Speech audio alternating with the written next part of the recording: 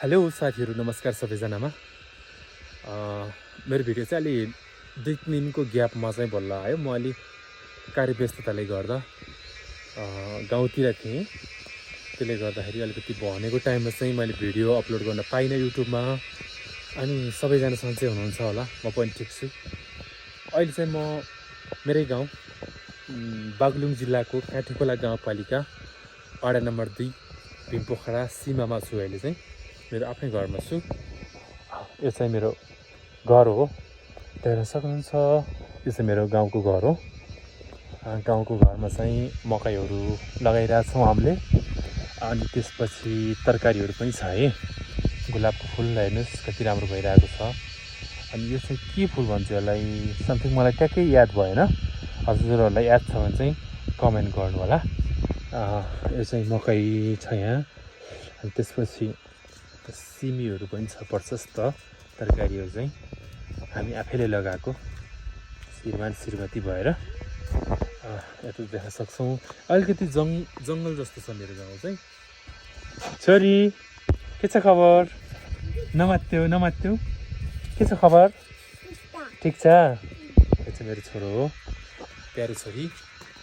हजुरले देख्न सक्नुहुन्छ। गाउँठाउँ अलिकति यो बर्खाको सिजनले गर्दा पनि होला, अलिकति जताततै हरियो मात्र छ क्या। अनि हरियो छ। मेरो गाउँबाट देखिने यो ठाउँहरू चाहिँ, यो चाहिँ तल्लो बाटो हो। उपल्लो बाटो चाहिँ यो जङ्गलले छेलिरहेछ। यो चाहिँ तङ्ग्राम हो है। यो काठीखोला गाउँपालिका वार्ड नम्बर 4 हो। यो तङ्ग्राम भन्ने हो। अनि यतापट्टि देखेको चाहिँ बिउँ हो। बिउँ समथिङ यो चाहिँ वडा नम्बर 5 पर्छ होला। अनि माथि त्यो स्कुल यो चाहिँ देखिरहेको चाहिँ स्कुल हो बिउको। लगायत रेसा कादेश लेखानी।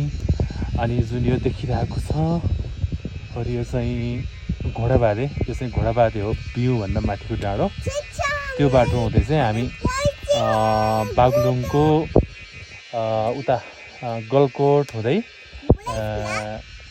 बुर्तिबाङ अनि ढोरपाटन पुग्न सकिन्छ। मेरो ठाउँ चाहिँ यस्तो छ है। यस्तै छ, यसरी नै चलिरहेछ। अनि आज शुक्रबारको दिन छोरीको पढाइ पनि सकेर हामी गाउँमा आएको छौँ। भोलि शनिबार छोरीको बिदा। पर्सि बिहान चाहिँ हामी बागलुङ बजार झर्नुपर्ने हुन्छ छोरीको पढाइ भएको कारणले गर्दा। र हाम्रो ठाउँ चाहिँ यस्तो छ, देख्न सक्नुहुन्छ। हजुरहरूले राम्रोसँग देख्नुभयो होला पक्कै पनि। र हाम्रोमा चाहिँ अलिकति पानीको चाहिँ दुःख छ है।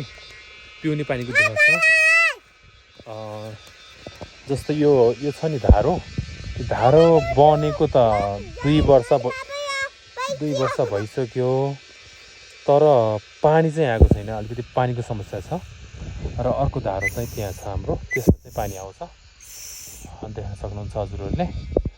गाउँठाउँ अलिकति कोही नबस्ने भएर पनि अलिकति पानीको चाहिँ समस्या छ। जस्तो यो चाहिँ बाटो हो है हाम्रो।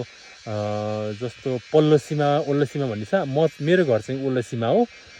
यो चाहिँ पल्लो सीमा जाने बाटो हो। यो चाहिँ गोरेटो बाटो हो। यही हुँदै मानिसहरू चाहिँ पल्लो सीमा जानुहुन्छ। र यसबाट चाहिँ पल्लो सीमा लगायत धम्जादेखि ल्याएर अन्य धेरै ठाउँहरू चाहिँ जान्छ योबाट चाहिँ। हामी देख्न सक्छौँ। बाहिर एकदम झ्याउगुरी पनि कराइरहेको छ। अन्य किराहरू पनि कराइरहेछन्, बर्खाको समय भएर पनि होला।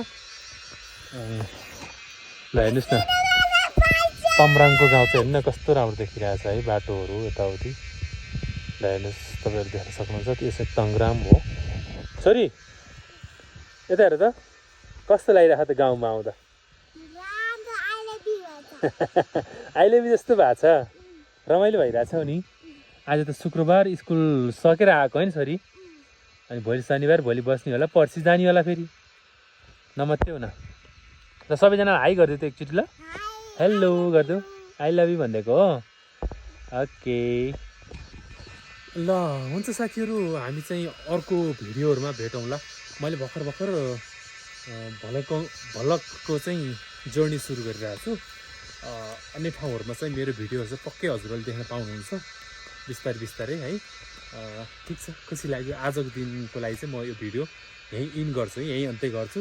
हामीले अन्य भिडियो चाहिँ भोलि पनि भिडियो आउनेछ युट्युबमा भोलि शनिबार जेठको भोलि 31 गते म शान्तिको दिन भोलि चाहिँ भिडियो आउँछ, अर्को भिडियो आउनेछ। हामी चाहिँ फेरि पनि भेट्नेछौँ हजुरहरूसँग है त। By by.